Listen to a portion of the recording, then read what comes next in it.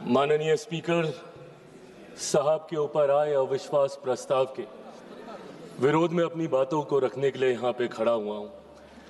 आज जब मैं अपनी बातों को यहाँ पे दर्ज करा रहा हूँ, मुझे अफसोस इस बात का होता है कि आज हमारा विपक्ष इतना मुद्दाहीन हो गया है कि आज उन्हें सदन में लाने के लिए एक अविश्वास प्रस्ताव, वो भी स्पीकर साहब के खिलाफ, इन तमाम मुद्दों में, सरकार की तमाम गतिविधियों में, तमाम कार्रवाइयों में अगर उन्हें सबसे ज्यादा महत्वपूर्ण कुछ लगा तो वो इसको लेकर आए। ये अपने में दर्शाता है कि अब विपक्ष के पास या तो कोई मुद्दा बचा नहीं, और हकीकत इसमें यह भी है कि सरकार की जो भूमिका रही है पिछले 11 सालों में, मेरे प्रधानमंत्री नरेंद्र मोदी जी के नेतृत्व में जिस तरीके से सरकार की उपलब्धियां रही हैं, नीतियां रही हैं, शायद उन्होंने कभी विपक्ष को ये मौका दिया भी नहीं। पर आज जब हम लोग इस अविश्वास प्रस्ताव की बात कर रहे हैं, स्पीकर व्यक्ति विशेष नहीं होता, चेयर होता है, और इस चेयर का सम्मान हम सब करते हैं, हम सबको करना चाहिए। ये चेयर किस आधार पर काम करती है? संविधान के आधार पर।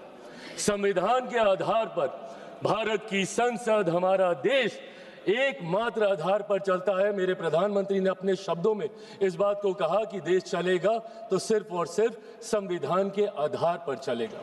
मैं संविधान की ये कितना ये सम्मान करते हैं, क्योंकि कई बार कांग्रेस के तमाम नेता अपनी जेब में संविधान की किताब को लेकर घूमते हैं, अलग अलग मंच पे उसको लहराने का काम करते हैं। संविधान का सम्मान आप कितना करते हैं उसकी चर्चा मैं बाद में करूंगा, पर संविधान के रचयिता, उनका इन्होंने कितना सम्मान किया, इसका भी जिक्र आज होना जरूरी है, क्योंकि आज उन्हीं के बनाए हुए संविधान के आधार पर इस शेर का हम लोग सम्मान करते हैं। डॉक्टर बाबा साहेब भीमराव अंबेडकर।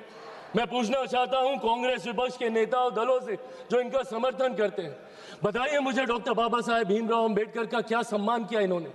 बल्कि इतिहास गवाह है और हर कोई जानता है कि बाबा साहेब का सबसे ज्यादा अपमान करने का अगर किसी ने काम किया तो वो कांग्रेस की पार्टी है। आप बता दीजिए मुझे एक कार्य आप मुझे बता दीजिए जो आपने बाबा साहेब के सम्मान में किए हों।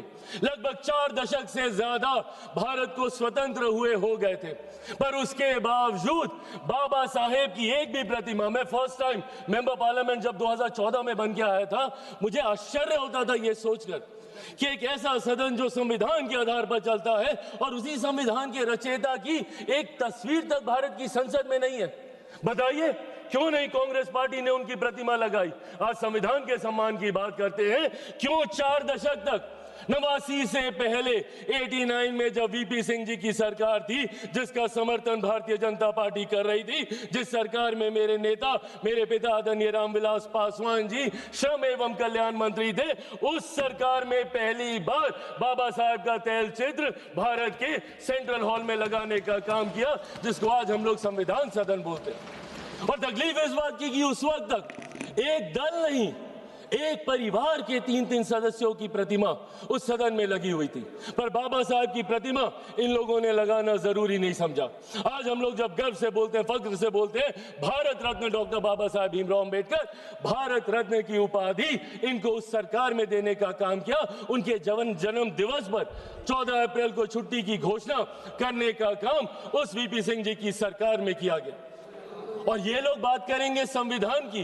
जब आप संविधान के रचयिता का सम्मान नहीं कर सकते तो उस संविधान का क्या सम्मान करेंगे? ये सवाल आपसे पूछना बनता है। और संविधान को पॉकेट में लेके घूमते हैं आप लोग। पॉकेट में लेके घूमने की चीज है हमारा संविधान, अलग अलग मंचों पे लहराने की चीज है हमारा संविधान। एक प्रसंग महोदय आपकी इजाजत से मैं देना चाहूंगा।